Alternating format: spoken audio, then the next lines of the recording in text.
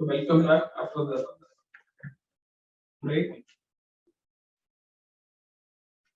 Okay, sir. I'm happy to introduce Mr. Karthik Ishwar, who is Head Quality and Regulatory Affairs for International Accreditation Service Team. And he is qualified in MS in Industrial Engineering from University of Texas. And he has an expertise in the field of implementing ISO IEC 17020, ISO IEC 17025, ISO IEC 17065 programs. Worked as a quality manager for a third-party testing, inspection, and certifying body, supporting the IAS operation teams to ensure compliance with regulatory requirements. Represents IAS in various APAC technical meetings. A member of the IA working group on accreditation ISO IEC 17011. An APAC approved peer evaluator for ISO IEC 17065 programs. Is insights into accreditation, supporting trade and export opportunities for businesses, testing, inspection, certification, standards, and regulations, a US perspective. Over to you, sir. Thank you. All right. Thank you for the introduction. I just want to check you're able to see my screen. Yeah, yes. I'm able to see your screen, sir. Yeah. Perfect. Thank you very much. And again, thank you very much for the opportunity to present to your organization and to your colleagues. Basically, I'll be going over a quick introduction on IAS, talk about the synergies between regulations and accreditations here in the United States, give you a couple of examples of US regulatory programs that depends on accreditation and how we got to that point, food-related programs. Then we have a program which is of interest to exporters who manufacture composite wood products. So just a quick introduction on that program. And then, talk about the various other accreditation programs that are being offered in the food related areas. And then finally, closing remarks and challenges and opportunities that we see for our community, if you will. IAS is a leading accreditation body in the US. We've been in existence since 1975. We're currently headquartered in a city called Brea, in the state of California. It's right outside of Anaheim, Disneyland, if you're familiar. We maintain a lot of strategic resources around the globe, and that has made us one of the oldest accreditation body from the US serving the international market. We're a full signatory to the ILAC and IAF MLA MRAs, signatory to APAC, the Asia Pacific region, and we're now in the process of becoming signatory to the Inter-America Accreditation Cooperation as well. So that should be forthcoming within the next 6 months or so. We offer over 20 different accreditation programs, and also have a robust program in India. We've been serving testing labs, calibration labs, medical laboratories, proficiency testing providers have been accredited, and naturally the management system certification body program in India is also a growing program for us. Introduction on the global conformity assessment structure, just in case we have new individuals who are not used to how the accreditation body world is set up. We have two apex organization, ILAC and IAF, the International Laboratory Accreditation Cooperation and the International Accreditation Forum. And these are the global bodies that work through the various regions, such as Asia Pacific region, Inter-America region, as I explained. We also have the African region with SATCA and EA with the European region.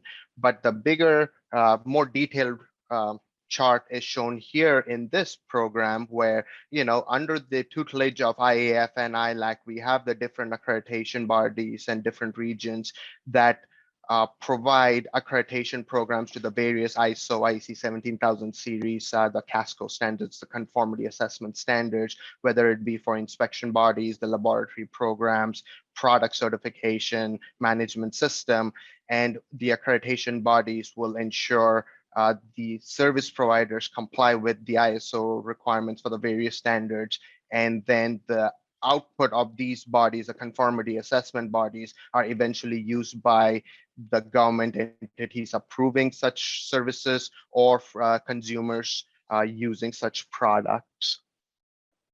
The basic conformity assessment pyramid is such that the accreditation bodies do undergo peer evaluation once every 4 years, where we have teams of experts from different ABs do audits or evaluations, if you will, of the various accreditation bodies to ensure that the output of the accreditation bodies are consistent and that they meet the international requirements of the standard 17011. We, in turn, as accreditation bodies, perform assessments of conformity assessment bodies, which certify products, issue test reports, and eventually leads to confidence in the products coming out, trust and safety and assurance to government entities, consumers, and purchasers of such services. Ultimately, the global outlook on accreditation body is such that accreditation supports market needs in facilitating cross-border trades, especially where there is a demand for quality and safety. We as accreditation bodies carry a high level of responsibility in identifying technical competence and facilitating trade by being timeliness, being responsive, and being efficient in our programs. For manufacturers or any other organization, time to market is critical for them to grow their businesses. And with accreditation being a focus and being integral to them being able to offer the product or service, it is important that ABs carry their weight around as well. Regulators worldwide currently depend on accreditation. They get support by implementing regulations. They gain confidence by utilizing widely accepted standards such as the ISO CASCO standards. And then, it makes their life simple for the approvals by having a third-party attestation of demonstrated competence.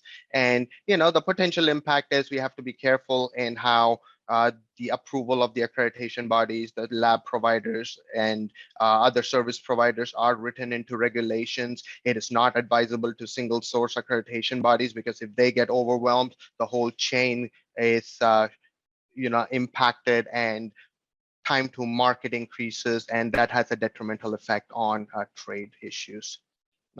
Coming to the US regulations and accreditation, regulators here generally tend to use resources efficiently, and especially when it comes to life safety issues, they want to have a public-private partnership to ensure that they are not repeating work or continuing to perform work that a private organization is competent and capable of doing.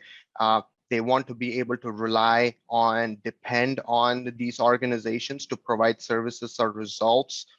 They're encouraged by the harmonization aspect by having everyone follow a set of conformity assessment standards that go through the public process of getting approved, and which results in the ISO CASCO 17000 series standards. And regulators, by relying on accreditation, they get a lot of support in the implementation of these regulations. They gain confidence, as I mentioned, by relying on the standards and harmonizing and transparent sustainable approach to ensure that service providers do end up providing them with competent results. Jumping to one of the new FDA program, not new FDA, but one of the programs offered by the US FDA is the third-party certification program. Basically, this was a program which was derived from the Food Safety Modernization Act that was passed in 2015.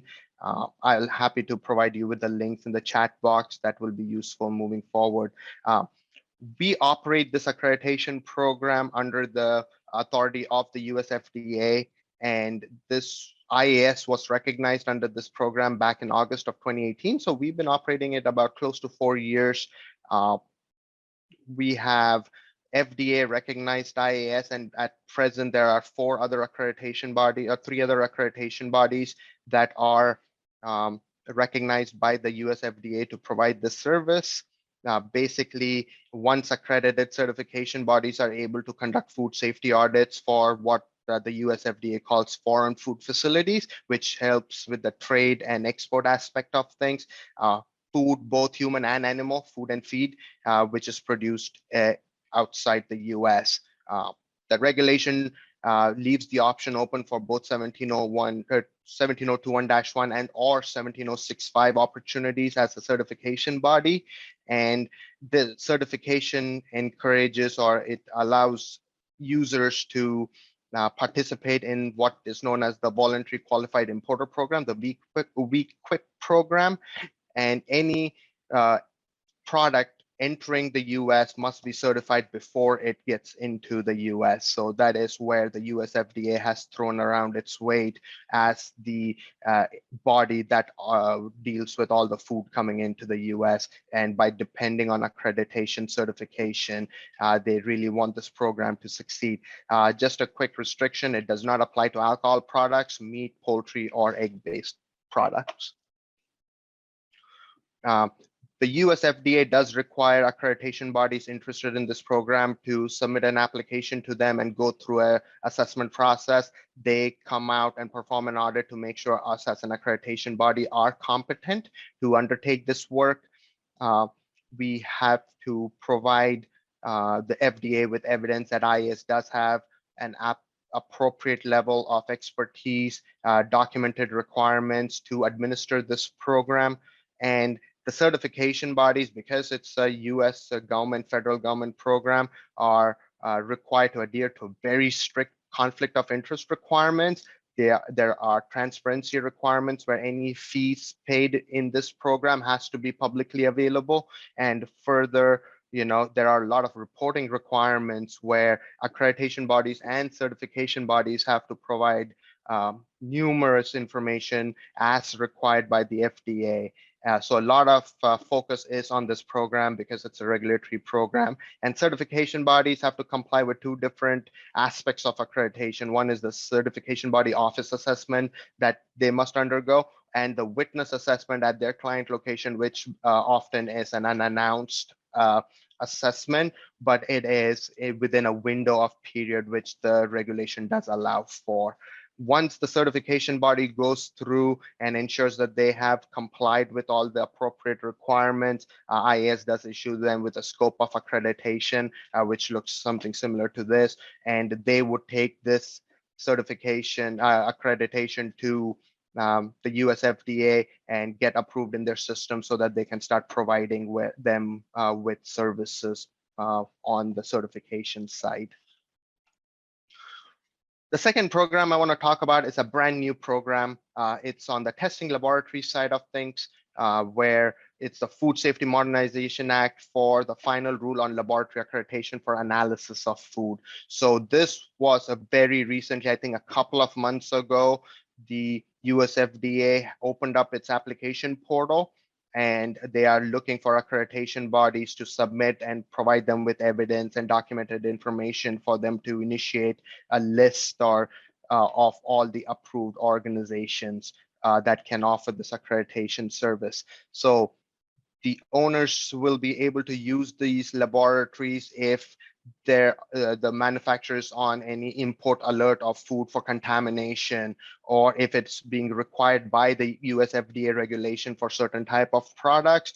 If you want to appeal any administrative detention orders that the US FDA slapped on the products coming into the US, using this testing laboratories that is under the LAAF program is a mechanism for the food to get out of such administrative detention orders. So in order to expedite laboratory testing, FDA has come up with this program. One of the beauty of this program is still they have enough volume of accreditation bodies, which is usually about 4 to 5 accreditation bodies that are already approved by the US FDA. They will not publish a list or mandate this requirement. So they're still in the process of launching this program.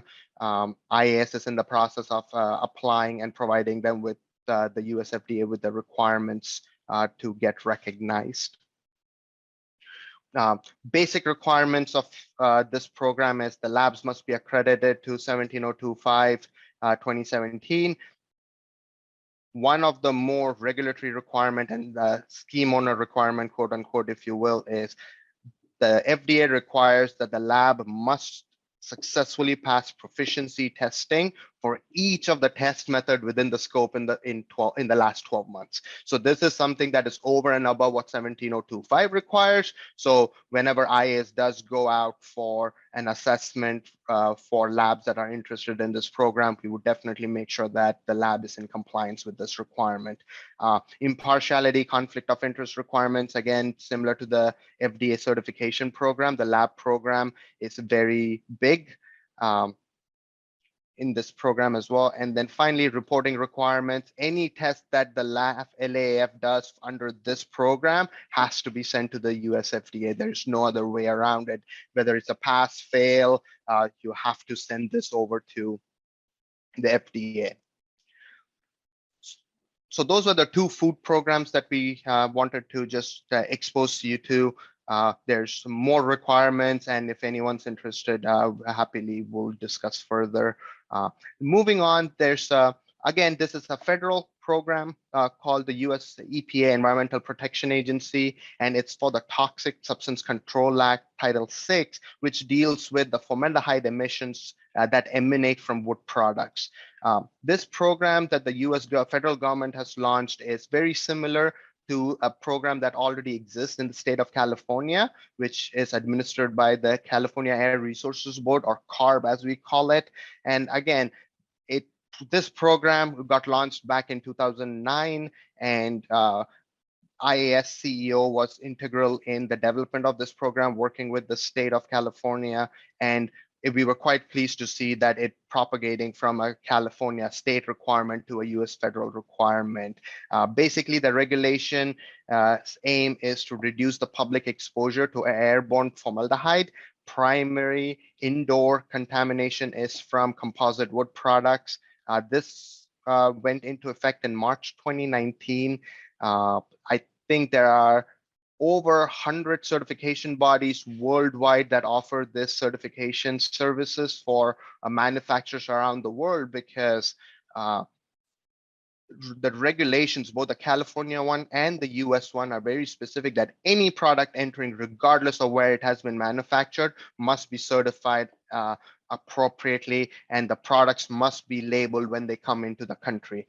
The US Customs and Border Protection Agency, its officers are tasked with ensuring any products coming into the US meet US requirements. So they have been provided additional training to ensure that they maintain their vigilance for the shipment and documentations that are coming in, which with the composite wood programs. Programs were basic. It requires that the certification bodies do have 17065 accreditation, must be from approved accreditation bodies by US EPA or CARB. The CB must ensure that the testing that is done as part of the certification is done by 17025 accredited labs, and the lab must have specific test methods, which are ASTM test methods, the American Standard Test Methods, on the scope of accreditation. Prescriptive requirements for ongoing initial inspection and quarterly inspection requirement. In addition, the CB, the certification body, has been tasked with verifying routine quality control that the manufacturer does in the manufacturing location. Other food related, finally, I wanted to shortly mention that, accreditation body IAS has a very strong commitment to food safety. We run a variety of programs and sub-programs that are dedicated to food safety. These are listed in the slide, whether it be inspection agency with the pre-shipment or the food cargo inspection that is under 17020, management system certification bodies under the FSMS of the FSSAI 22000 scheme, product certification agencies, whether it be Global Gap, BRCGS, food testing labs doing chemical testing, environmental testing, or even accreditation of halal certification bodies. We do provide these services and have a strong commitment towards ensuring quality and safety in these sectors. In closing, just wanted to talk about, I mentioned the food industry has a large footprint on environmental and social impacts, whether it be due to the production process, the globalization of supply chain that we've come to see and realize. Use of chemicals in agriculture has a big impact on our environmental situation. And consumers are increasingly aware of these issues, right? Whether it be a bottle of water that is certified, or whether it's, you name it, whether it's all organic, non-GMO, all these things, I myself take a look at these products when I go to the grocery shop and make sure that, things that are appropriate is brought home. And then transparency is very important, whether, we talk about food here, but whether it be electrical safety, chemical testing, product or services that we rely on, we want it to have undergone certain sets of certification or impartial independent review before it hits our market and consumed by us, if you will. And finally, challenges and opportunities that we see around the world, right? One of the things that we realize is educating of customers on accreditation process is important. Knowing the various ISO CASCO standards and their application. One of the things we've noticed frequently is we'll get a request from a customer. However, they've not realized that there is a better program that is available to them. They get confused between certification of product or management system. And so those are the things that we want to be able to work with the industry and promote that education and awareness, not only on what programs to follow, but also accreditation requirements, right? For management system, there are tons of mandatory requirements that the International Accreditation Forum requires that the certification bodies follow. There are scheme requirements like the US FDA ones that I mentioned earlier in my presentation, or even the ILAC policy requirements when it comes to traceability or proficiency testing requirements. So those are collectively, these are all mandatory and normative documents that become part of our accreditation requirements that individuals do have to be aware of.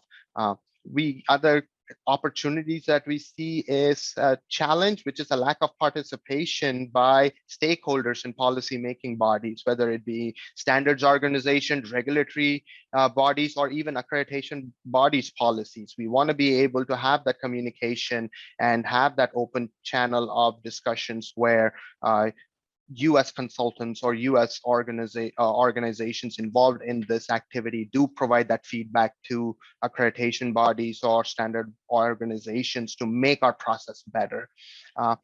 Ensuring integrity of services and avoiding conflicts, right? Many conflicts exist, and this is where we need individuals in our industry to bring in a level of integrity. Otherwise, we're not only jeopardizing our reputation, but the whole industry as a whole. We're doing a disservice to our clients. IAS has taken strict actions when we become aware of situations where there are those conflict of interest, where we've had people who consult and then certify the same system or the same product. So those are something where we need to collectively as a group come together and say, we want to be clear in our conflict. We want to do what is right. Accreditation is a confidence building exercise. So having such issues is not, helping anyone's cause here. Again, extensive portfolio of training modules are available on the website. Free ones are available 24/7. There are fee-based ones. So providing knowledge enhancement opportunities such as these knowledge sharing sessions that we're currently having is vital.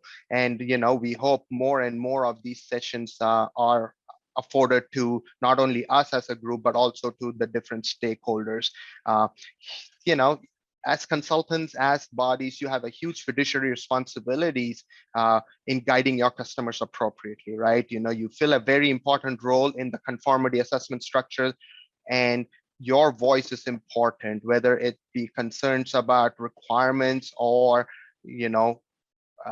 AB policies, or even regulatory requirements where a single sourcing of service provider exists. So that doesn't help trade, that doesn't help our purpose. So whether it be testing, certification, accreditation requirements, your voice is very important and in this arena, and we hope moving forward there is that collaboration and that we able to provide appropriate direction and guidance to our customers. So yeah, thank you very much. I really appreciate your time, and happy to take any questions if you have any. Thank you very much, sir. There are two questions which has come up. Is security measure or checkpoints on CB who are IAS accredited? I'm sorry, could you repeat that question, please? Yeah. They asked, is there any security measure or checkpoints on certifying bodies who are IAS accredited? So any IAS accredited body, so there are a few things, right? One is we require these accreditation bodies to go through a periodic assessment in our cycle of accreditation. And once they go through and receive their accreditation, the accreditation certificate is posted on our website, and anyone around the world can go in and make sure that the body is accredited. Management system certification bodies under 17021 are required by IAS requirements in our rules that any certificate that they issue under the IAS scope of accreditation has to be uploaded to the IAF search. It is a mandatory requirement that our bodies cannot get away from. So if you want to check on the certification issued by an IAS accredited certification body, your first place would be to go to the IAF search and make sure that that certification is available there. Yeah, Did that answer the question? Yeah. Related to that, only the next question also has been asked. The question is, in general, we found many certifying bodies sell their certificates without fulfilling the audit compliances. What is the control on certifying body, or are there any rules? And this is a constant battle, right? You know, this is where the integrity and impartiality and that issue that I talked about comes into play. Is we've taken action where as soon as we have evidence, you know, there are hearsay that, oh, they sell their certificates or anything, but unless we have objective evidence, which we need to satisfy ourselves, and our appeals and complaints process needs to go take its action. If we have actionable evidence that a CB has committed, you know, quote unquote fraud, right? We will not have any hesitation to suspending, canceling, and saying thank you very much, but you no longer meet the requirements of our accreditation, so we are canceling, and you know, we follow that whole process. But the issue that we've faced is we have people come and say, oh yeah, this is happening, that is happening, but we don't get that objective evidence, unfortunately. And accreditation, being its nature, is similar, right? It's a sampling process in a way, and I don't want to hide behind that word sampling process, but when we go in, we're only there for 2 days or 3 days or 4 days, whatever it is. So it's not enough time to uncover any and every issue. But that is where the industry as such has that collective responsibility to, you know, be proactive and police itself, if you will, from making sure that any body that is not meeting the integrity and impartiality requirements of our industry, that they have no place in providing service in our economy. Thank you very much, Mr. Karthik. Thank you for the wonderful session. Thank you. Thank you very much. My pleasure. Yeah. I'm happy to welcome Dr. Harinder Oberoi, who is an advisor in Food Safety and Standards Authority of India, FSSAI. He is a doctorate in microbiology from Punjab Agricultural University and postdoc in bioprocessing and value addition from Kansas State University, Kansas, United States of America. With diverse exposure to different aspects of post-harvest technology, he has over 22 years of experience of working with food and beverage industry, including big conglomerates and academia in post-harvest management, value addition, food processing, fermentation, and biovalorization. He is having a flair for conducting basic and applied research in diverse facets of post-harvest technology with an objective to ensure that the work has a good scientific base and gets translated to something productive and beneficial for the end users. So he will be presenting on as enabling sustainable food systems. Over to you, sir.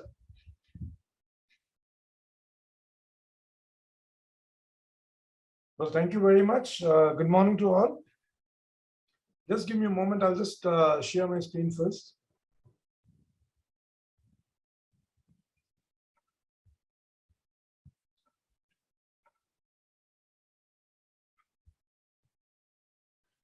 Is the screen visible? Yes, sir, it's visible, but you may have to go on a slideshow mode. Yeah, I'll do that. Is that okay now? Yeah, it's okay, sir. Thank you. Okay, thank you very much, and glad to be here amongst all the luminaries.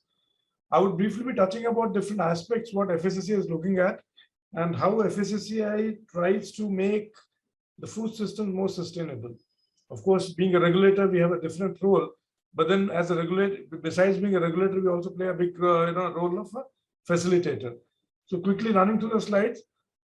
This body was formed on 5th September 2008, and the act was actually passed by the Parliament of India in 2006. So the mandate basically is to lay down science-based standards for different articles of food and to regulate the manufacture, storage, distribution, sale, and import. The basic objective is to ensure that whatever our consumers eat, it is safe, it's nutritious, and it's wholesome. So these are prior to FSSAI Act, we had different kinds of orders, like we had the food products order, we have the milk and milk products order, meat and meat products order. So they were all sort of scattered.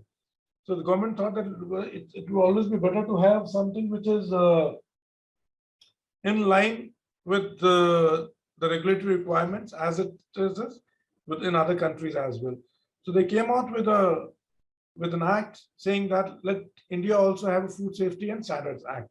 So this is how the birth of FSSAI took place, and FSSAI came into inception. Now, as I said that earlier, we had a multiplicity of food laws, and then whenever you have multiplicities of food laws, one thing which is very clear is that you have to, the resources are very thinly spread out. Number two, it becomes very difficult for one to ensure that there's a convergence between each of the orders, and there might be some overlaps as well. And of course, we do not have a good infrastructure, laboratory infrastructure, which is essence for any good regulator. Standards were not all that well defined, and there was no mechanism of dissemination of information. Like I'll be touching those in the slides to come, the slides to follow. Obviously, I don't need to touch upon these aspects. These are very common, very general, and everybody is aware of that. The only thing what I would like to emphasize here is that it's a shared responsibility. When we say it's a shared responsibility, it's not only a shared responsibility in center and states, it's a shared responsibility for FBOs, it's a shared responsibility for consumers as well. Consumers must raise their voice whenever they see there's something which is not acceptable, where they feel there's an adulteration going on. And it's a responsibility of FBOs to ensure that the ultimate consumers are satisfied. And there is they ensure that they have proper SOPs in place, they have proper hygiene systems in place, they follow those SOPs strictly as per the regimen. There are few things, because India, as you know, it's a country, it's a populous country, and we have so many FBOs, and there are different tiers of FBOs. We have organized sector, then we have unorganized sector, then we have street vendors, and we have the people with mobile food vans, distribution vans. We have the railway kitchens. So there's a huge diversity if you look at.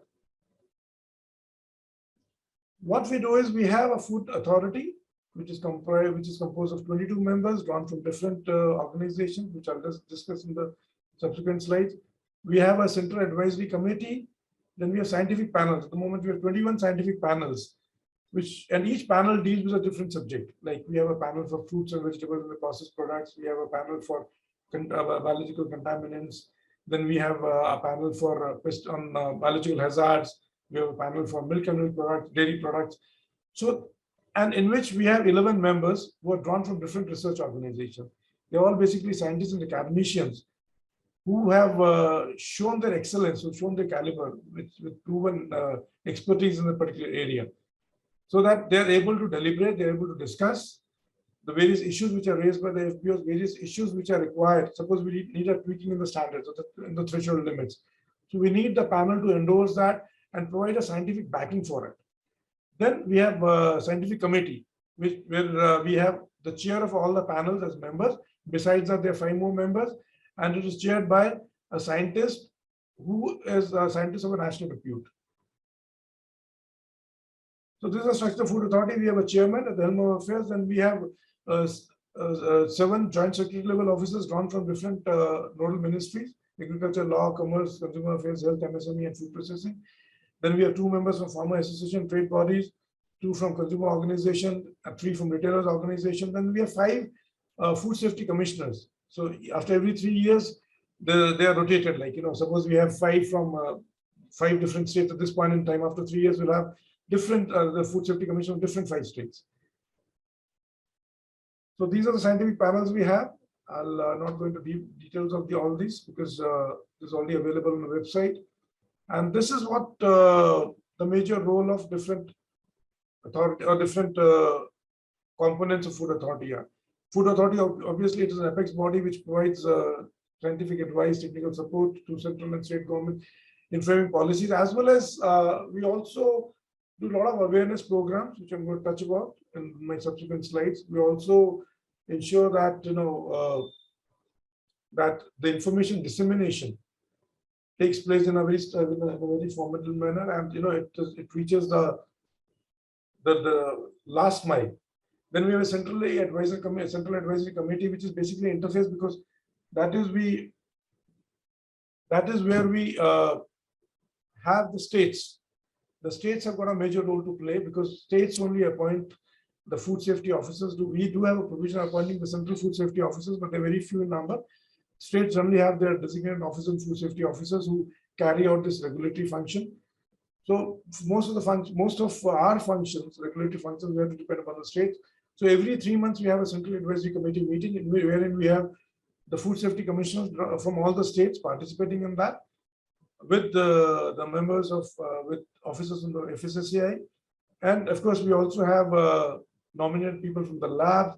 We have nominated people from consumer organizations, and it's a framework which helps us in ensuring that whatever is being communicated is delivered. Like, whatever actions we take, or whatever decisions which are taken in CAC, for example, if there's a major decision to be taken on fixing of charges for testing fees for laboratories, or there's any national level issue which has to be resolved, which requires the interference of states, or which requires the assistance of states, this is being done through CAC.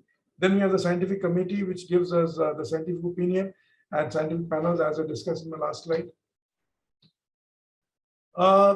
So this, I'll just skip this slide. This doesn't have much to talk about. This again is available on my website. These are few of the regulations. I'll just run through them. Like, we have a licensing and registration regulation, packaging and labeling regulation. So earlier, initially, we had just had about once FSSAI was set up and the regulations came into existence, we only had 5 or 6 regulations, and later on we kept on adding them, kept on revising the regulations through the draft process that we have, and finally it's the Honorable Minister of Health and Family Welfare who endorses these regulations, and then they become approved regulations. So these are the regulations. For at the moment, we have 20 regulations. I'll skip all this. I'll just touch upon this. We have a central licensing authority, what we call a CLA, and the designated officer is appointed by CEO of FSSAI. That is in case of CLA. Then we have the state licensing authorities, because we have a lot of state licenses. We have many more number of state licenses than we have for the central licenses. And the designated officers of the states are actually appointed by the Food Safety Commissioner of the state. Then we also have registrations. So we have a large number of registrations now. We have so the FSO of the particular district, or taluka, or even the official in panchayat municipal can also become a registering authority. So these are 3 channels we have. We have registrations, we have state licenses, and we have central licenses. So registrations are like, anyone who is having a turnover less than 12 lakh qualifies for registration, and any small business operator or a large business operator where turnover is 12 lakh to 20 crores, he or she, their organization is considered taken up for state licensing, and any FBO where the turnover is more than 20 crores, or any FBO which has establishments in different states also qualifies for central license. So registration, basically we talk about people who are at who are hawkers or dabbawalas, canteens, retailers, manufacturers, the grocery store owners, I mean the shopkeepers who have a business turnover of less than 12 lakhs. So they're the ones who qualify for these for registrations. Even the small bakeries, or even if somebody gets starts an operation at the household level, wherein but the items are being supplied to the consumers, say all across the apartment buildings, they also have to register for under the Food Safety and Science Act. So these are the FBOs, the manufacturers or the transporters or the intermediaries who need to take license from FSSAI. So depending on the turnover, they go for either registration or state license or central license. But then we are trying to rope in as many people as possible. So we would in fact, want that everyone who is operating a food business, be it the food manufacturer, be it the distributor, be it the caterer, or anyone who's dealing with food, must have some kind of license. So there are about 16 product categories we have, and there are 500 plus product standards, and we cover almost all the aspects, all the categories of foods, including nutraceuticals, and now of course Ayush Ahar is also coming into existence. So we keep based on the consumer demand or based on the response that we receive from various organizations. Now we have a task force on mithais and namkeens, because that is very indigenous to our country, and we have a variety of mithais and namkeens that we get in India. So we're trying to have some kind of thresholds for certain mithais and namkeens. Maybe we'll have only horizontal standards which deal with the food safety parameters, but we are looking at that. So similarly is Ayush Ahar, then we have nutraceuticals, organic foods. So we keep on revising our commodities. We keep on adding product commodities as and when a new food product category takes birth. So these are the food standards we have for sweets and confectionery, sweetening agents, salt, spices, beverages. So we have food standards, in fact, for all the commodities, all the 16 commodities we talked about. We also have food additives and standards, we look at the processing aids, additives, artificial sweeteners, and foods. We have standards for not only the safety as well as the quality standards. Besides that, we have for the caffeinated beverages, we have a specific standard for that. For the high-risk foods, there is a requirement of microbiological testing. And again, among the high-risk food, there are different requirements. There are specific requirements. For example, in case of canned foods, we need to characterize, we need to quantify Clostridium botulinum, which may not be the case with the other normal bottled beverages, for example. So similarly, we have specific food pathogen parameters which need to be, or the food pathogens which need to be identified or which need to be examined for their levels in the food. And then we also have standards for gluten-free and no gluten products. Trans fatty acid, because India has declared itself as a trans fat trans fat free country, which means that the industrially produced trans fatty acid in the product is less than 2%. So we've done a survey last year, and again maybe July, August we're conducting another surveillance across different food product categories which are prone to be having industrial trans fat, to see that what we declared earlier, we complying with that or not. So these are the standards. The vertical standards are basically the quality standards which deal with the quality of raw material, ingredients, the processing aids and quality finished product. Whereas the horizontal standards, which are the most important standards, which deal with the food safety parameters, like the pesticide residues, the contaminants, the heavy metal content, mycotoxins, and then the packaging labeling requirements, antibiotics, residues, and all other toxins which are produced which are observed in different foods. So this is how we set the standard. We have a scientific panel, as I said, which has 11 members. They're all technical experts in a particular area. And then whenever a standard is set, it goes to scientific committee. If it is endorsed by scientific committee, it is put up to food authority. Once it is approved by food authority, it goes for vetting and translation. It is put up to the Ministry of Health and Family Welfare. And then simultaneously it is put up as a draft notification for WTO as well as SPS. And we give a time of 60 days. And then we invite stakeholders' comments. And if the stakeholder comments are very serious in nature, which require the standard to be modified, it is referred back to the scientific panel and the whole process takes place again. And finally, it is vetted and it is gazette notified. So the entire process takes about close to 6 to 9 months and sometimes even more. So this is a prohibition restriction on sales. I'll not touch about it. These are different regulations. So this is one of the important things. We have primary labs at the moment. We have about 229 primary labs in the country, which comprise of about 149 private labs, which have been notified by FSSAI. And we have 25 government labs and there are 54 state food testing labs. And there are a few institutions. There's one institute lab also which is recognized as primary labs. So those are the labs which do primary testing of the food samples.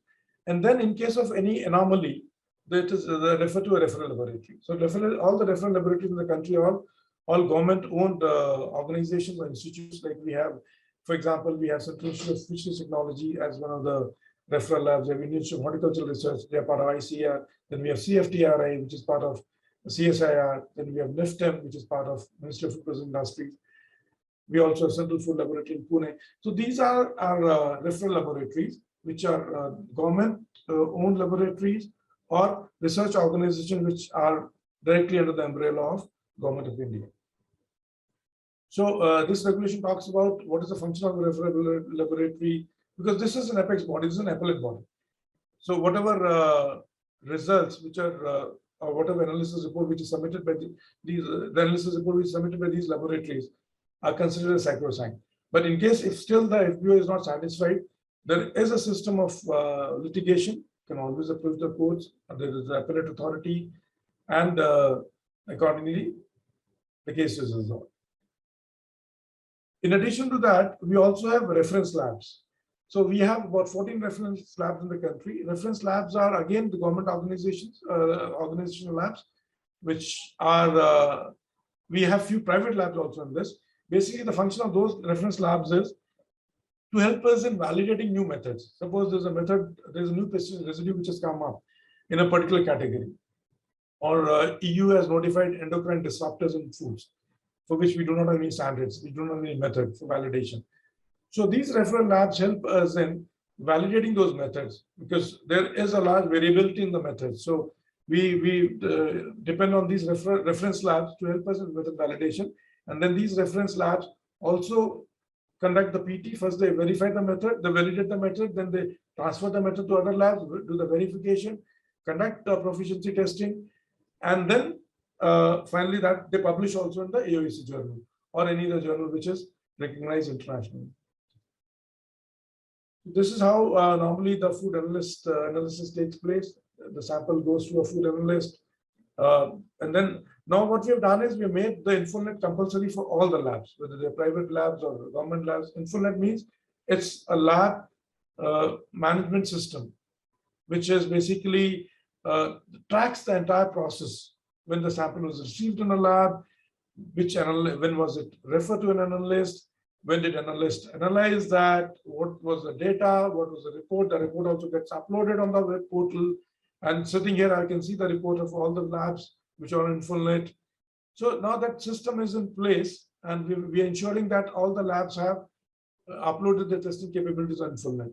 Besides that, now we are ensuring that in the times to come, we'll also have a LIMS system, that is Laboratory Information Management System, wherein in certain cases, especially in case of the safety parameters, for example, say mycotoxins or pesticide residues or heavy metals, which are of great concern to human health, we would like to have a data directly transferred from the machine, rather than having an analyst analyzing that and doing quantification or data analysis and then reporting it.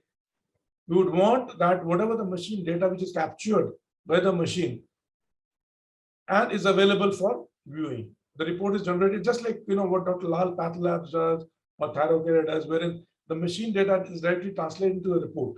So that is what we would also like our labs to have. So we are doing it with the government labs, and once that we have a system in place, we'll ensure that the APIs are compatible to the APIs of other private labs also. And then all these labs in the country, maybe in some time, maybe in a year's time or so, will start generating reports directly from the machine with no human interference. So this is there's a regulation of food import. I'll just skip that. This is not all that important. We are FSSAI is a nodal point for with the nodal contact point to the country. In case of Codex, we are also Codex Committee Asia, which has 6 regional coordinating committees established by Codex for 24 Asian countries. We're part of that. Basically, we look at how to ensure that there are no trade barriers. We imports and exports are also, there's ease of doing business, and India at the moment is the current coordinator for CC Asia, and we are also the chair for NCCP in case of spices. So that's a great achievement for the country. We regularly conduct these kind of food safety training and certification. We have a lot of FOSTAC trainers, which FOSTAC, it's an abbreviation for food safety training and certification, wherein the food establishments are certified. So then, these trainers, they train the food handler, they train the food business operator, they train the supervisors, they train all the people who are there involved in the manufacturing process, or who deal with the manufacturing process as well as the distribution process. In fact, they also impart training to the delivery boys from Swiggy, Zomato, and the cloud kitchens. So they have a big role to play, and this is an ongoing program, and which is a regular feature for FSSAI. So there are 9 different types of courses, and FSSAI guides every FBO, a larger FBO. I can't talk about a small Thelewala or the small food vendors on the street vendors, but then anyone who's got an establishment, and it's fairly good establishment. So we expect that it'll have at least one trained and certified person in the business premises who would ensure the compliance to the food safety regulation and ensure that the food is safe. We have a food fortification program, which is it's a wonderful program we have in the country, wherein we've said that all the milk and oil are being fortified with vitamin A and D, and the flours are being fortified with iron, vitamin B12, vitamin B9, that's folic acid. So this gives a leverage to the food business operators to establish, to get a better price for the product which is selling in the market in case if it is fortified. And we're also encouraging the people to purchase the fortified food, because that helps in fighting a lot of the non-communicable diseases. And another thing now, you must be aware of that Honorable Prime Minister has given a direction that all the fortified rice in the country, which will be supplied through the public distribution system, has to be fortified with iron, vitamin B9, that is folic acid, and vitamin B12, that's cyanocobalamin, from March 2024 onwards. So that's a big thing, and we are closely working with the Food and Public Distribution Department, and we are training we are looping in more and more labs to ensure that the methods are the validated methods are being adopted by all the labs, so that there is a consistency and the Z-score variability is very, very low. Plus, we're also looking at the standards for the food fortification, like how much of the fortified rice kernel has to be added, the blending levels, and how to ensure that that becomes a part of the rice fortification program. The fortified rice kernel also should, though it looks very similar to rice, but in certain cases there are certain blemishes on the kernel which segregates it from the original rice. So we also have consumer, as I said, that we have a big role to play as a facilitator. So we try to see that we have a lot of programs under the ambit of FSSAI to guide the consumers, to help even the Anganwadi workers, the ASHA workers, the normal consumers. So we have, as a part of the authority, otherwise also at CAC as well, we have the members on consumer rights. So if FBO has a problem, so that is how it can be dealt with. We try to see that ultimately consumer is the king and consumer should be happy. This is a safe and nutritious food initiative which we've taken, and you must have seen that we've come out with the direction that no food in the school canteens, no junk food be sold. But this is about 50 meters, minimum 50 meters in the radius of 50 meters. So we try to ensure that the food establishment who are selling these chips or burgers or pizzas are not established very close to the schools. So these are kind of new initiatives which are always taking and will keep taking in the times to come. Eat Right is one of the major initiative of this, a major initiative of FSSAI, wherein we have cluster certifications. We give hygiene rating to the food establishments, especially the restaurants. Then we have a clean street food campaigns, wherein we are certifying the street food vendors. We have a clean street fruit and vegetable program also. And obviously the reduction of fat, sugar, and salt. We've launched a campaign against HFSs, that is high fat, sugar, and salt.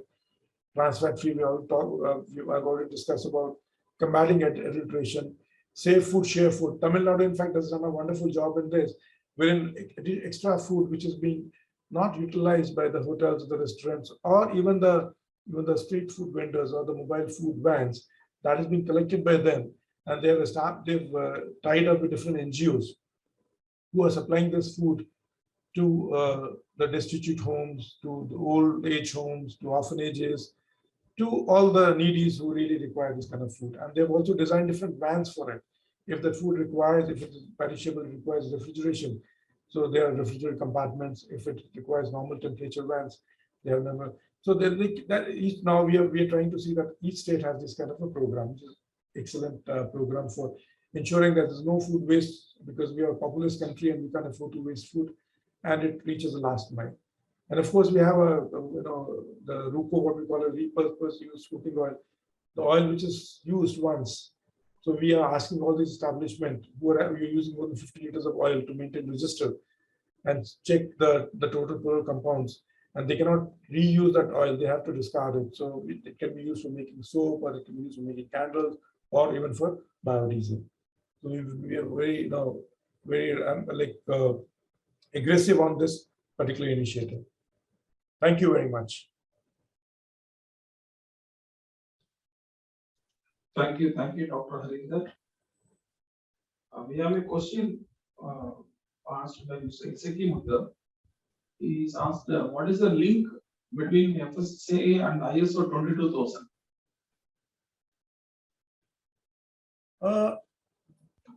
FSSAI, see, basically, I think you're talking about ISO 22000. Is he referring to the ISO 22000 general standards, laboratory standards? I mean, is the question very specific to the labs, or what is the intent? Because I would like to understand the intent there. No, Mr. Iseki Mudra, you can interact that. Yeah, see, FSSAI is directly, see, as far as, if you look at the food testing ecosystem, we ensure that the food testing is done only by the enable accredited labs, which follow the ISO 17025 accreditation. But then, or EIC. Now, in case of ISO 22, I think he's talking about the food safety management system, right? Yes, yes. Okay. Correct. We have a schedule 4 in which we have connected it under regulation. So we have a clear link with the, I was mistaking it because ISO 22000 is a very broad standard, but we have that as inbuilt in our regulation, which is available in the schedule 4 Okay. of Licensing and Registration Act. Thank you, sir. There is one more question. Is there any initiative on sustainable packaging and water preservation? Sustainable packaging Water and conservation in food industry. sustainable packaging. Sustainability packaging and water conservation. Conserve water in food industry. See, this is actually when talk about sustainable packaging. Obviously, we have recently issued the recycled PET. We are working on it, and we are also like trying to see that if bioplastics can be promoted, biopolymers can be promoted for making different kind of bottles or the crucibles for dispensation of water. And we're working towards recycled PET. We have permitted that also. And we are working very closely with Ministry of Environment and Forests with that. And at the moment, like it's under the draft notification, the recycled PET. And soon once I think we have put that draft on the website as well. So we're receiving comments, and as it is, when it is finalized, that will be notified. And water conservation, we have not taken any initiative as such, but of course we promote it. We want the water to be conserved, but that is more to do with the Ministry of Jal Shakti or Regenerate Ganga Plan. There's a separate ministry which deals with the regeneration and conservation of water. We don't have that, but that's a good idea. Like, since we have the Eat Right campaign, we can always include that, like how to conserve more water and how to reuse that water. That's a good idea. Of course, I think we can think about it. We can deliberate about it in our meetings here. Thank you very much. That's a good input. Thank you, Dr. Harinder, for your insights into enabling sustainable food systems. Now I'm happy to welcome Mr. R. Deswal, President, Association of Indian Laboratories. He is BTech in Electronics and Communication Engineering.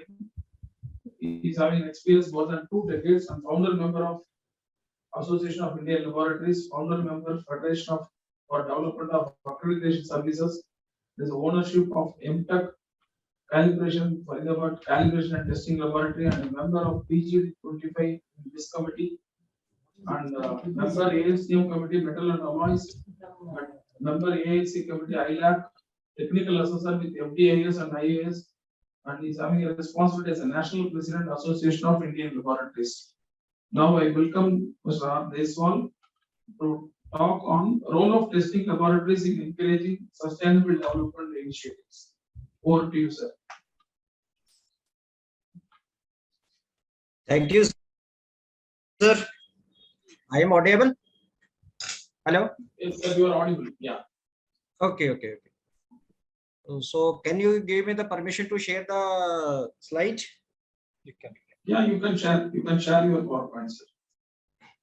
I am not finding the option right now. Can you help me? There is a share screen there down below. Green color one. Right now it was there. Now the Zoom United the option is coming now. So that's why I required your support. It is not showing right now. Before that it was showing. And नीचे एक green color button share screen ऐसा होगा. Yes. आप देख सकते हैं? Yeah. वो share screen का जो बटन आपको दिखाई दे रहा है? Before that it was coming just recently. It has been, yeah, now it is okay. Now it is okay. Yeah, sure. Yeah.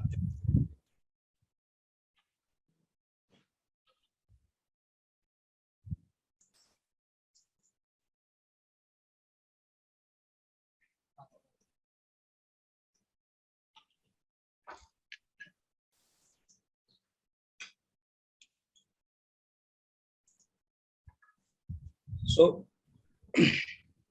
first, good morning to all experts invited, organizing team of consultant consortium of Chennai, such as Mrs. Rama Venugopal, President, Mr. D. Srikantan, Secretary General, for organized 2 days conference on sustainability on World Accreditation Day 2022. It's a great platform. I had heard and I had gone through the informations. Really, such program should be organized by the association and the regulators as well as ABs in our country to develop, or you can say strengthen the quality missions. So I thanks the team of CCC for organizing such type of. Hello. Sorry to interrupt. Can you go to the slideshow mode? Yeah, already I had just. Yeah. I had shared the screen. It is visible or not? It's visible, but its individual slides are visible. If you can go to the slideshow mode, it will be easy. Full screen. Just go back.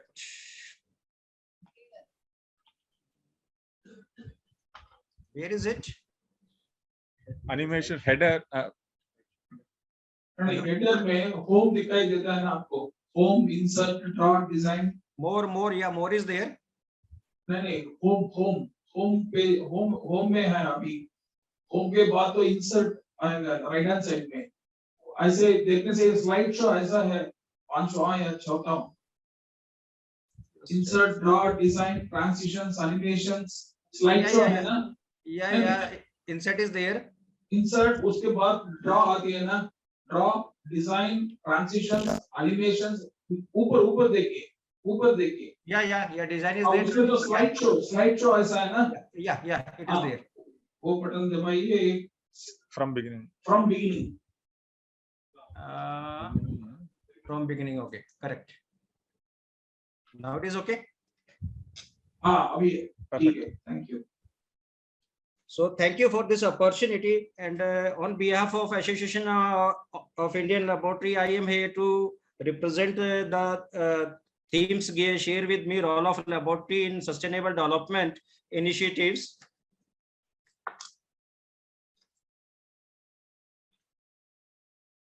First, if you permit, I will share some information on behalf of Association of Indian Laboratory. I am here, so I should share some information about AOL so that other people know, and it's a good platform to share the informations.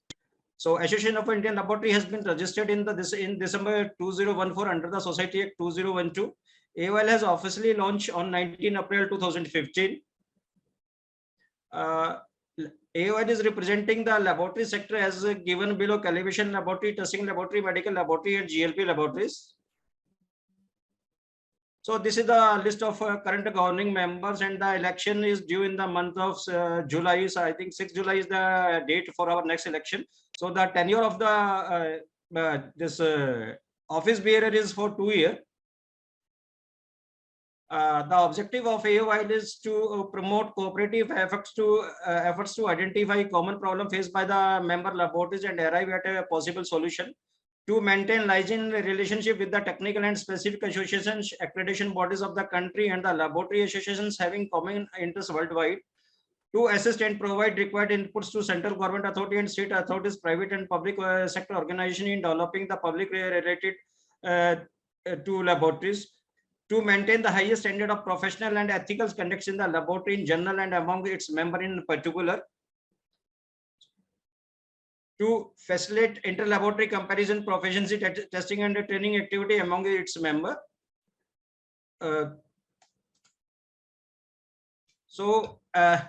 We are just celebrating a laboratory congress every year. So we had crossed 5 years as per the 6 year. We had not done the laboratory congress in during COVID period only. We are continuing just celebrating a laboratory day. We on 19 April on our annual day, we had already announced 19 April as a laboratory day. We all laboratory in the country are celebrating laboratory day on 19 April. So this is the glimpse of our second Congress of Indian Laboratory. This is the third Congress of Indian Laboratory. See, this is the fourth Congress of Indian Laboratory, where Mr. Rajiv, Dr. R.K. Jha, Deputy Director BIS was the chief guest. Dr. S.K. Jakate from NPL, Chief Scientist, was guest of honor. Dr. B.N. Dixit, guest of honor. Mr. Dimitorius from IES was guest of honor. Mr. Jeff Guest, Chair ILAC, was also the guest of honor. Mr. B.K. Rana from QAI was also the guest of honor in our last fourth Congress. And this is the information about our fifth Congress. In recently, 19 April, few months back, we had already completed at Vizag, Visakhapatnam, where Mr. Venugopal Ajanta, Director NPL, was the chief guest. Dr. R.K. Jha, Deputy Director, was the distinguished guest. Mr. Dr. Jitendra Sharma, guest of honor from MD and founder CEO of AMTZ. Professor S.K. Singh, guest of honor. Dr. Naga Hanumaya, Director CMI, was also the guest of honor in our fifth Congress of Laboratories. So this is the glimpse of our fifth Congress, where from the other institution and associations, just like from TSCA, Madam Aparna Dhawan and Mr. Anil Johri, and scientists from NPL has joined on this Congress. So this is the theme of our fifth Congress. AWL is giving his presence at international platform also. So we are sharing some glimpse of our ILAC meetings. So we, as AWL is the member in ILAC, so we are representing our Indian representation in every committee in ILAC also. So these are the glimpse of ILAC. So I will not take so much time. Glimpse of participation in ILAC meeting. This is the online meeting. AWL is in the board of ULI association. ULI is also an association of association. So AWL is also in the board of ULI board. So this is the Skype meeting. Just we had already shown. AWL has done very good achievement in 2018. Actual, AWL has done a national vendor development program with the Ministry of MSME at Gurgaon, Haryana. Before that, we all are aware that service sector was not counted by Ministry of MSME, as manufacturing industry were getting so many benefits, just like during purchase subsidy and all. So service sector was not counted by Ministry of MSME. I was just doing this mission from 2010 when I got the first time MSME National Award. So I was just drafting the letter and doing the meetings with ministry and all.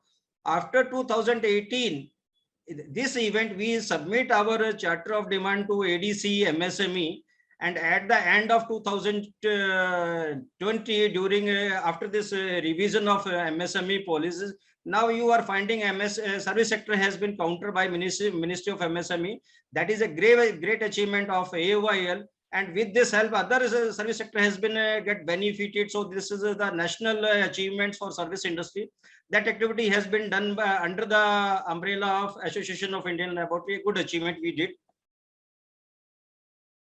So in parallel, we are doing the symposium also, laboratory symposium. So in that symposium, QCI, Enable, Fluke, Lab Bazaar, Anu Lab, this all sponsor was there.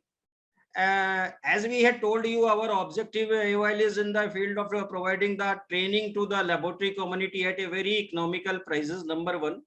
Secondly, the quality of training is provided by the experts. So AOIL is very much, you can say, a popular institution providing the training for the lab professionals.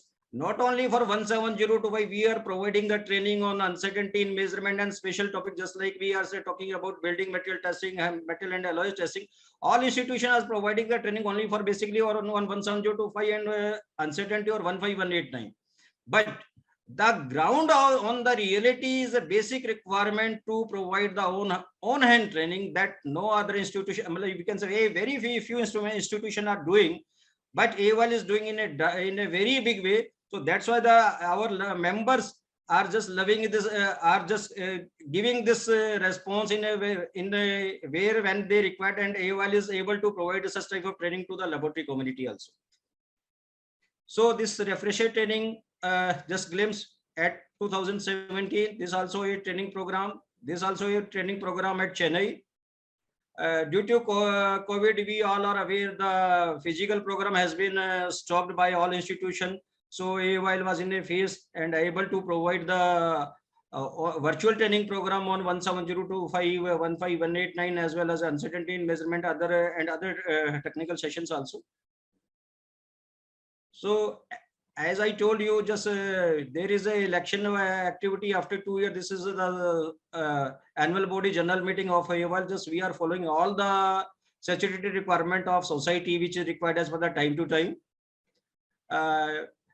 During COVID, we all are aware there was a pandemic situation. So AOL has taken a very big responsibility during COVID-19. The AOL has got the opportunity to just join the Ministry of Health and just taking the opportunity to share their views and ideas during the COVID. And on behalf of AOL, I got the opportunity to talk our Prime Minister during COVID session. So that I was the last person who had talked with the Prime Minister. After that, immediately the lockdown has been announced. 15% members were invited from the country for video conferences with the Honorable Prime Minister Shri Narendra Modi. Our name was on 3rd number in the list. So video conference with PM on 24th March during COVID-19 pandemic. This is the glimpse. Benefits to be a member of Association of Indian Laboratory. Feeling proud to be a member of AOL, as AOL is the only unique association for welfare of laboratory community. I am telling you one thing very clearly here. If a person is not having a laboratory or a industry is not having a laboratory, he is not authorized to be the member of AOL. This is the first condition or to be the member of AOL. Because we are not here to just grab the money or just number of you can say member increasing. In fact, we are here to provide the support to the all level laboratories, either big or small, or if they are facing any common problem by any authorities, states level or central level or any up to AB also. Support in business growth with a name as trusted supply certificate issued by AOL. Support for member laboratory for common problem faced through authority or regulatory bodies. Arrangement of training at economic cost. Arrangement on and training practically at economic cost where as required. Opportunity to do business sharing with the members. Policy of employment exchange with the members. Opportunity for arrangement of new employment with the institutional centers. Presenting the voice of special benefits during purchasing of equipments and ensuring about after sale service. We know very well there is a big challenges with the lab community. A supplier is here to sell the instrument. After when we are talking about the after sale service, it was very bad. So AOL has taken the such type of issues which is faced by the laboratory. Opportunity to attend national or international conference and seminar. Opportunity to be trainer as per expertise. Opportunity to attend the board meeting with ABs, other association and regulatory bodies. Opportunity to know the working culture, other ABs in abroad. Opportunity to be a part of new business partner within the member by developing the unique cluster facility to fulfill the requirement of laboratory and industries. Presenting the voice of Indian laboratory with the ABs if any adverse action has been taken. Providing the opportunity to enhance the business by organizing the countless seminar. Ongoing task under Association of Indian Laboratory, attending the national and international meeting regularly, providing the solution to the laboratory community for common cause faced by the lab. Presenting the voice of Indian laboratory at national level, trying to avail the or develop the resources whereas required by the laboratory community. So this is the sample of certificate just we are providing to our members. Major accomplishment, President, Secretary General, Vice President participated in video conference of lab experts by PM office in March, April 2020. AOL is a member of BIS Remco committee participating virtually in a regular meeting. BIS has selected Dr. RB Singh, Secretary General, as a convener for ISO TC 334 reference material committee. AOL is a stakeholder of ILAC. AOL has obtained regular membership of ULI since 2017. AOL become ULI Executive Committee Board member. AOL present Indian Laboratory at all ILAC forum. AOL represent ULI Chairman in his absence at APEC meeting. And there are many, but the time is limited to me, so I will just take the main points. AOL has participated in ADMET 2020 organized by Indian NMI NPL at Delhi. AOL organized various training programs in December 2020, where candidates participate from India as well as from Bangladesh and Nepal also. The 6-year-old AOL has grown a professional organization of testing, calibration, medical and GLP laboratories. AOL has actively participated in strategic meeting of Ministry of Health and video conferencing organized by PM office. AOL is a regular delegate to ILAC. Mr. RB Singh has appointed as a secretary of ILAC LC Chair Laboratory Committee for the year of 2022 by LC Chair Mr. Jeffgus. We approached the national AB with proposal of for the extension of accreditation status of the labs, deferment of accreditation fee collection, remote assessment, online training, which are implemented for all labs. Medical lab doing COVID-19 tests were provided shift accreditation by the accelerated on-site and remote assessment with the help of digital platform and special portal.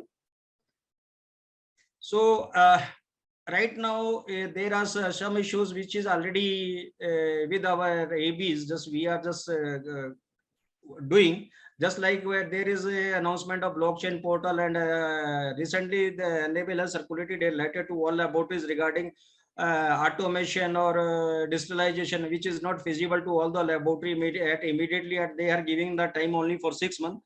So just we are just discussing on that matter with our accreditation body as enable. With enable. So AOL is also doing the work for BS registered recognized laboratories. If there is any issue, we are just getting from the BS recognized laboratory. So AOL is just taking the part to resolve the issues, which is between regulatory body BS as well as between labs. As we all are aware, AOL is just representing medical laboratory. So there is a program announced by our Vice President Medical, Mr. Neeraj Jain, that diagnostic week 21 to 27 September 2020. That conference was recognized and appreciated by Harshvardhan, Union Minister of Health and Family Welfare, Government of India, for recognizing unique diagnostic week. So this is the glimpse of national seminar at Mumbai during draft stage. As we all are aware, before that the version of 17025 was to 17025 2005 standard. During draft stage, AOL has done a very AOL has organized 3 national conferences. One in Delhi, one in Mumbai, and one is Bangalore. So that activity has been taken with under the you can say presence of chair Mr. Peter Anger and Jeff Gus. Both were present in all the conferences. Where it is a beauty that more than 800 members had participated in this conference, and the output of this draft submitted by AOL has been accepted by ILAC. So the acknowledgement of expertise has been honored by ILAC during this draft phase.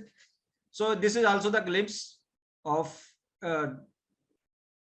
during revision stages. Definition, as the title defined, a definition of sustainable development. Sustainable development is the development that meets the need of present without compromising the ability of future generation to meet their own needs. If the gain in productivity are to be sustained, resources must also continue to be available for over time. This requires that while provided for current needs, the resources base be managed so as to be enable sustainable development.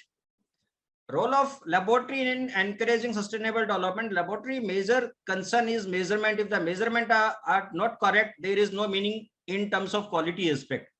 Confirming the quality aspect for export and import and at global recognition by maintaining accreditation status. Laboratory has taken a vital role in R&D and innovations. Laboratory is taking very major role in different sector for global quality marking measures for sustainable development initiatives. Just like, it's not correct. Yes, quality of product and services is the aim to sustain the for sustainable development. Customer perspective, make cost, reliability, performance, convenience, durability.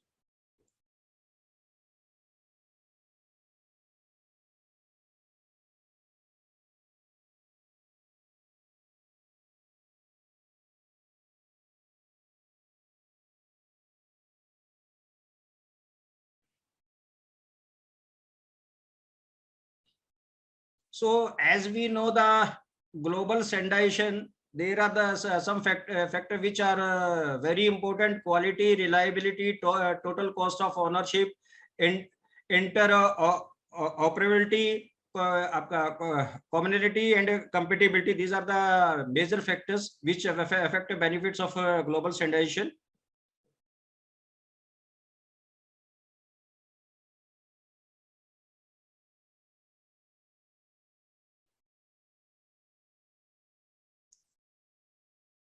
For sustainability, these are some areas where we can say global quality standardization for sustainable growth of economy and lifestyle, that is food item, healthcare, defense, war, agriculture, clothing, electrical, electronic equipment, infrastructure, civil, mechanical, and others.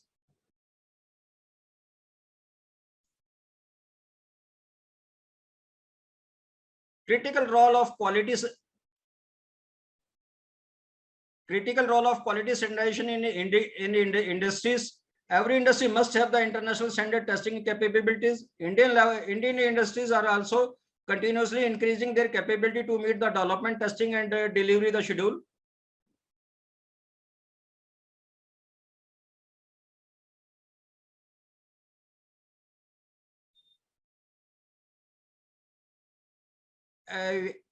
As we are aware that there is a big requirement in defense also for sustaining the quality and we can say giving the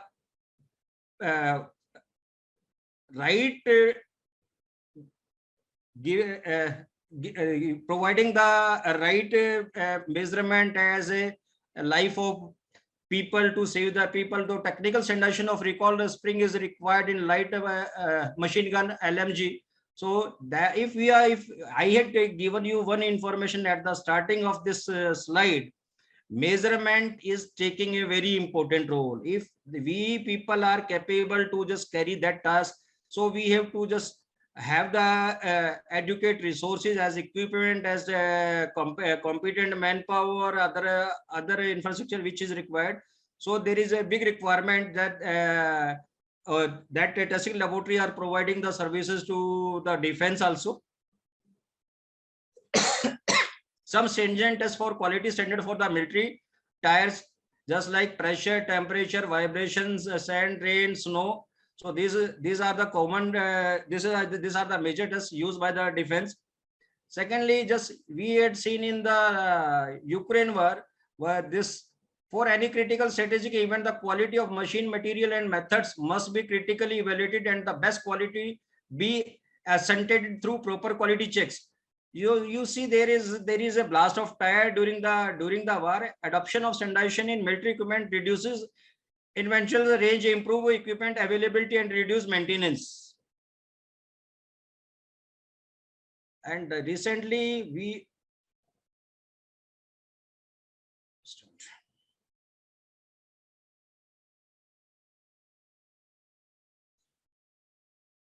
there is a news in the Indian Express in repeated rejection of export core, failure of efforts to grow pesticide free basmati. So we are just facing lot of issues. We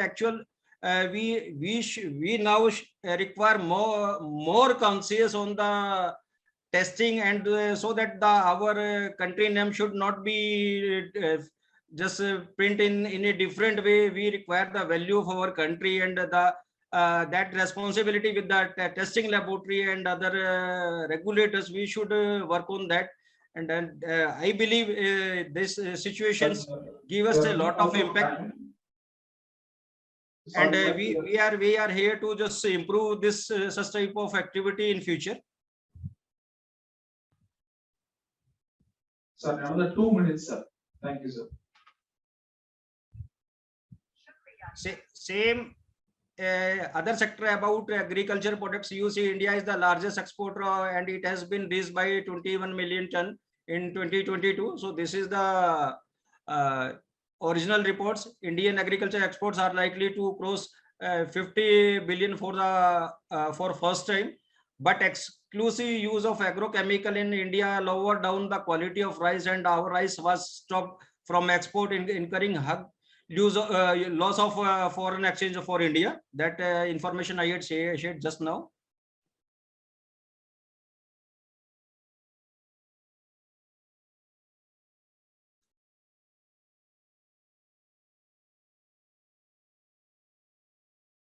Effects on non-standard quality food. According to the Food and Agriculture Organization, FAO, more than 25% of world's agriculture production is contaminated with mycotoxins, resulting in economic loss in the grain industry.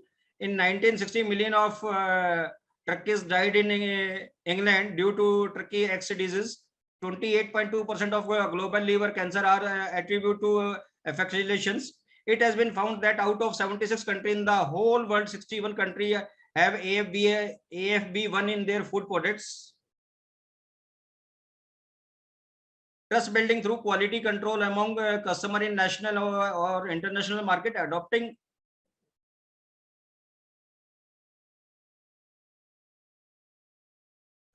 global standard for maintaining the quality of product or services helps industry to gain the market trust. As a consequently a big room in the business worldwide. Made in India, made in USA, made in China, made in Japan. The customer have a feedback in their mind that which product can be trusted upon based on the brand's stringent quality control. That all activity has been sustained behind the testing laboratory are there who are giving the you can say conformity of the product, what the product the manufacturer is providing and delivering to the public sector or industries.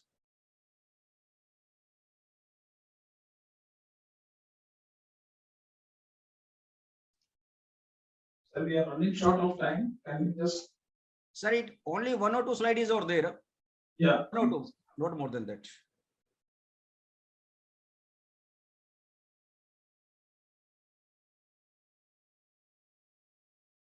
So we all know poor quality product export rejected and good quality product produce always accepted in all countries.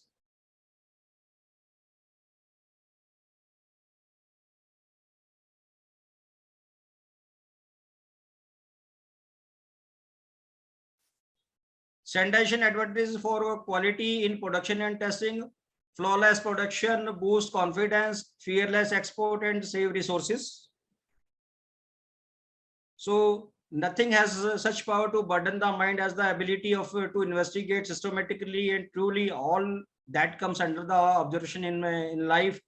With these words, I am signing off. Rajesh Deshwal this side, and I thanks to that team who has given me the opportunity to present Association of Indian Laboratory for such a big platform on World Accreditation Day 2022. Thanks to all of you. Thank you very much, sir. Now we call upon Mr. Ashish Dev, who is a lead auditor and tutor, quality, health, safety, and environment certifications from Kotakna India Inspection. And he is an MBA from Business Management and MTech in Nanomedical Sciences and BTech in Polymer Engineering, and a subject matter expert in nanotechnology, medical devices, food and pharma, specialty chemicals and additives, etc. With the overall experience of 13 years across various functions in research and development, quality, sustainability, pricing, market positioning, etc., and worked across India, Middle East, Singapore, etc. So we welcome you, sir, for this session. And his topic is the economics of sustainable development. Over to you, sir.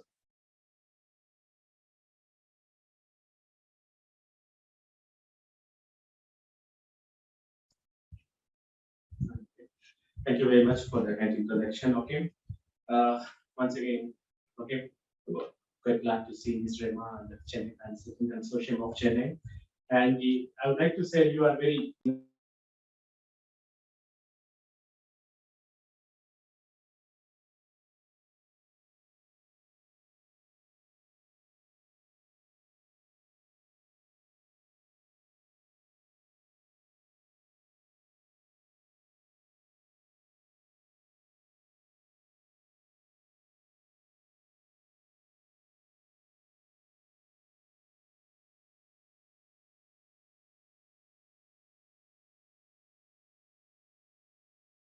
cost. If there is an environmental incident, what is the cost for that? Any tools, okay, which is got damaged, okay, what is the price for that? So whenever price matters, right? You all believe in that. Price matters. So whenever we link the economics behind any activity, that itself is a driving force to have the sustainability. I don't test your patience. This is the last session before the lunch. Okay, to have a sustainable conference, I will just take only 5-10 minutes to express my views or whatever I have seen. Okay, welcome to my presentation, the economics of the sustainable development. Okay.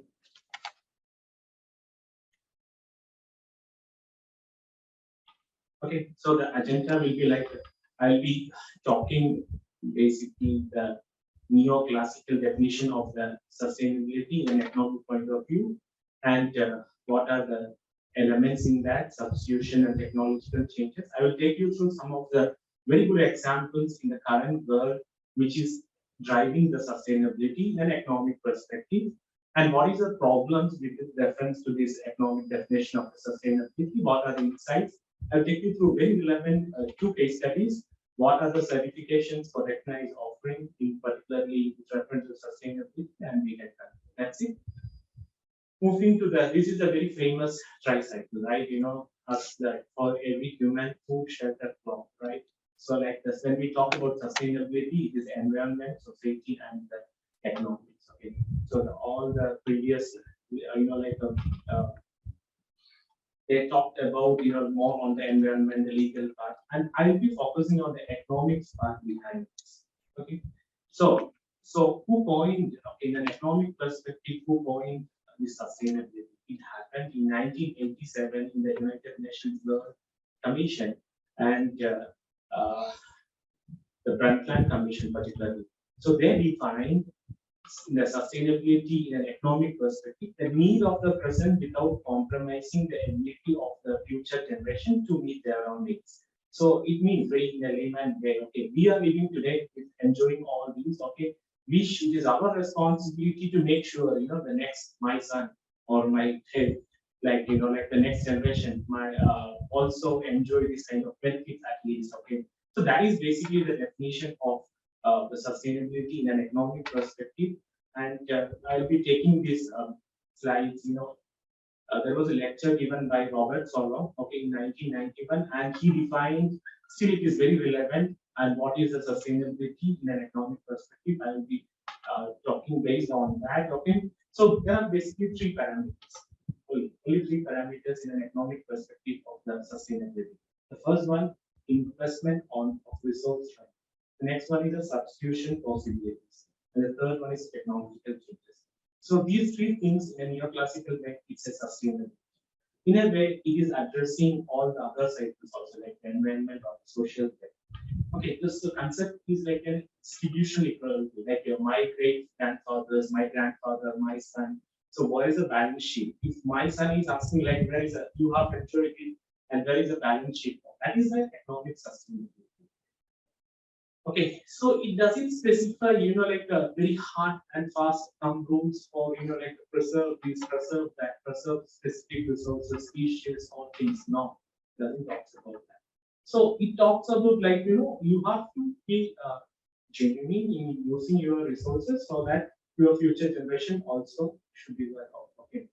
So, but it doesn't underestimate. There is a term used in the economics which is called the opportunity cost. When we use an alternative, what is the cost for that? Okay, so the opportunity cost when we preserve this kind of species, resources, or whatever it is, it always doesn't underestimate the value of the such things. Of course, the human value is more than this. Considering that, like the natural capital, natural resource, human capital and physical capital to some degree are interchangeable. That is the concept basically. So in the 21st century, if we are depleting the natural resources, we should be in a position like, there should be resources for the next generation, next people also to have a basic standard of the living as what we enjoy now. So let us go to the first one, substitution. We know in the Middle East countries, the commodity, food, water. Water is a basic thing, right? So there is no water there. There is no drinking water there. So what they do, they take the saline water from the sea, process it, and use it for drinking purposes and other purposes. Okay. So that is a substitution. Where substituting the natural, drinking water using the technology, like from the sea water. So here comes the first definition, the first part of the sustainability. So whenever somebody is able to do that, in a proper way, it is a sustainable business. Okay. So it is driving environment also. We all know the, whatever the factories or whatever the plants operating in the Middle East or where water scales, it is running in a utmost efficiency. Okay. So that is understood. The next one, but in a global perspective, if you see, everyone is thinking of taking out all the underground water and using it. That is not a sustainable business. But see the Northwest India, where the groundwater is taken and it is giving a light water to the people. It's a sustainable business. So also, like the greater plains of the US, where we all know, and that water is taken for the economic development of that community. That is a sustainable business. So I would like to, highlight two words here: substitution and the technological skill. You can substitute any resources, particularly in this country, food and water means water, and using the appropriate technological change to have a sustainable. Moving to the next one. Okay, so investment of the natural resources. So getting tax is not only the one way. So I will take you through one case study here. So Spain is a country where they use a lot of groundwater for the irrigation. So there is called aquifer. So this is a pure talent aquifer. So what happened, like overall a period of time, because of the unscientific manner, so this has dried up and it affected a lot of economics, like the agriculture is lost and there is no water, there is a lot of problems come. So what they have done like a survey for the land, and they have started taking rent for this one. Okay, and this rent is invested in improving or regenerating other aquifers. So in a way, it is a sustainable business. Nobody is writing that. There is nobody is telling about an environmental objective or social cost or nothing like that. So economics, they are actually created this particular aspect. Okay. So investment of the natural resources as a rent and investing it on another aspect where it leads to a sustainable business means that is economics of the sustainable. So these are the three parts of it which I want to highlight. First one, substitution technological changes, and investment of the natural resources. Right. So moving to the problems. So in that definition, what is the problem? So we don't know. Like I don't know what my child wants. Okay. So we all are going through the COVID time. Who knows, like, what is the technology need? So whenever we stick to this definition and talks about, like, this is the need for the future. No, there are uncertainties that has to be addressed. And the path of the technological change in the 1900s, when like some conferences and people were talking about technologies, and in 50 years, it all changed.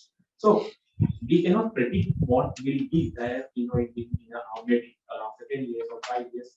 Nowadays, like even after a year. So these are the problems with this kind of concept. Okay.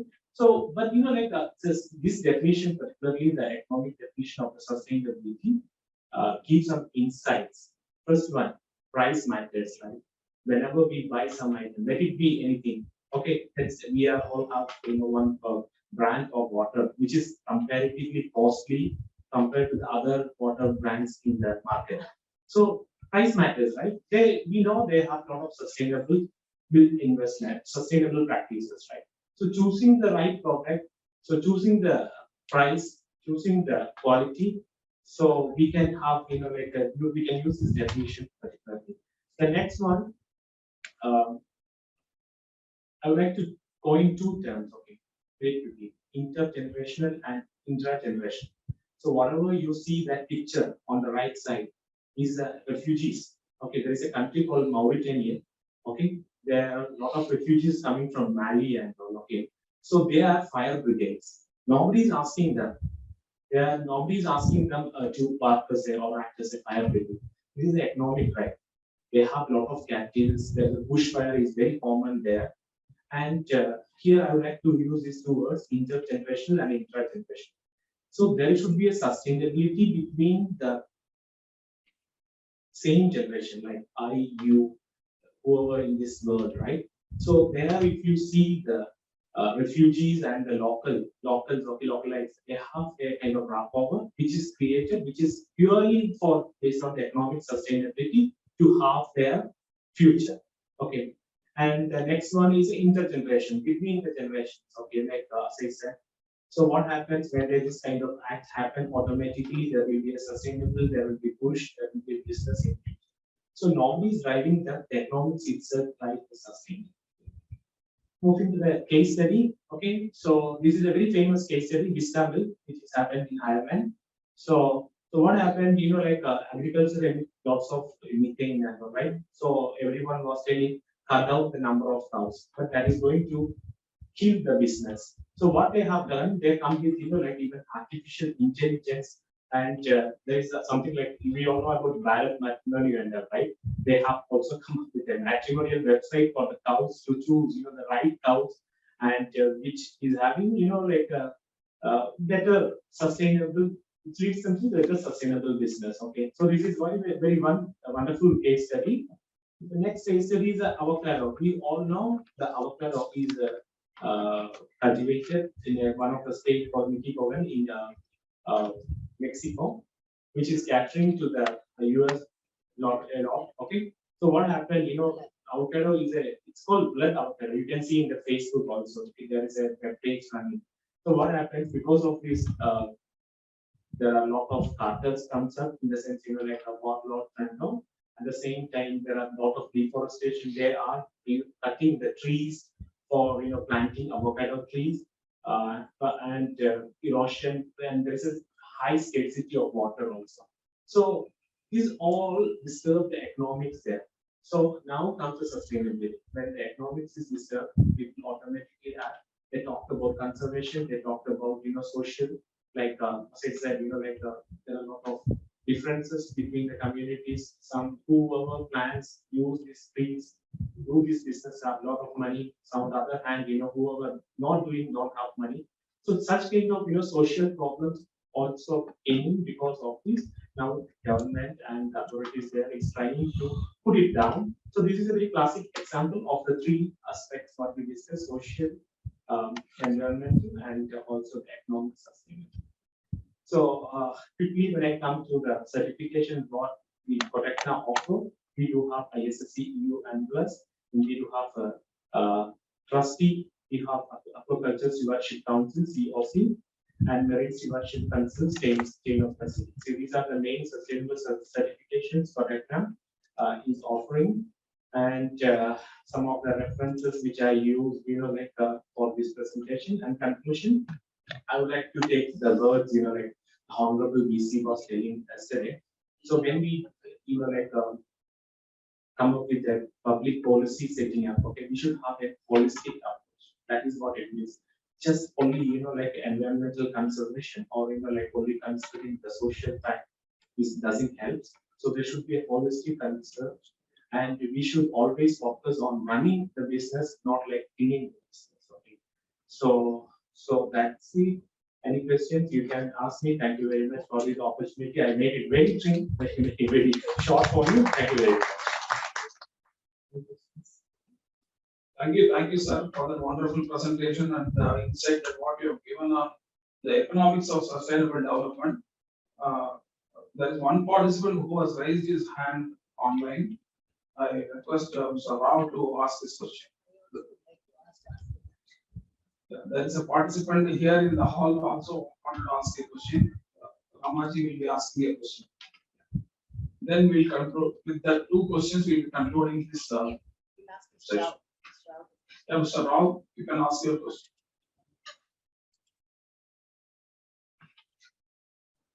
I got it, but I'm quite confident that this subject was very ably handled by the speaker, and I have no questions at present for the time being. Thank you. Thank you, sir. Rama, ma'am. Excellent presentation. Ashish, just quick question. Last 2 days, we've been hearing about reporting of sustainability, ESG, and all these things. It's all financial rating and linked to that. Is this economics getting addressed in the reporting? So different countries have different rules. Okay, like as we see in the country of India, that it says about, like there's a turnover. Okay, depends on the turnover, it has to be reported. So there is a guideline for that. Those companies whose turnover is above that, they must have to report it. That's fine. That is our applicability of the sustainability reporting. This economic side of it, measuring in unit values and all that, it is done in this, all this reporting part is what they claim. But in talking about economics of sustainability development, all of them are not coming under this mandatory reporting. No. So, small businesses, yes, there is a framework. SEBI has given a framework, and of course, companies larger. There are startups which are also asked to report on all these things, and a lot of investors are investing into startups now, and they are asking startups to demonstrate their compliance to sustainability, ESG, and all that, right? The same when we're talking about economics, are there any reporting guidelines for smaller businesses? No, Startup there is no, there is no company, but they can rely on cost to benefit. Absolutely, that is what I'm asking. Thank you so much. Thank you. Sir, can we go to the last slide here?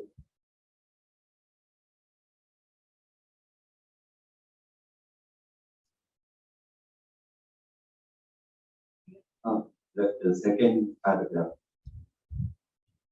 How it will result in exploitation? Okay.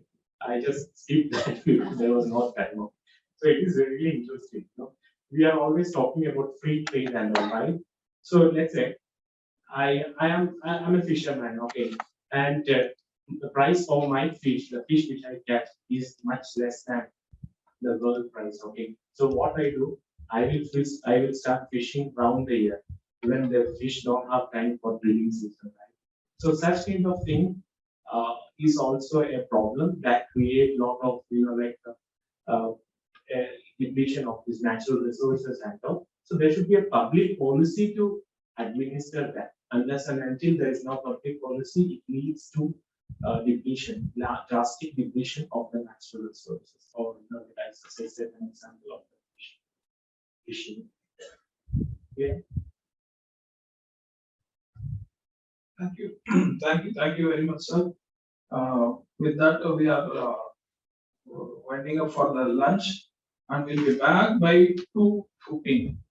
2:15, the post lunch session will resume. Thank you. Thank you.